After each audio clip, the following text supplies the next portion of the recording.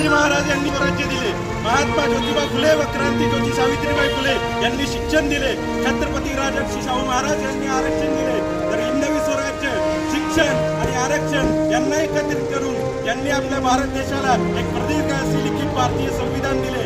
अशा भारतरत्न महामानव डॉक्टर बाबासाहेब आंबेडकर यांना मी त्रिवार विनम्र अभिवादन करतो.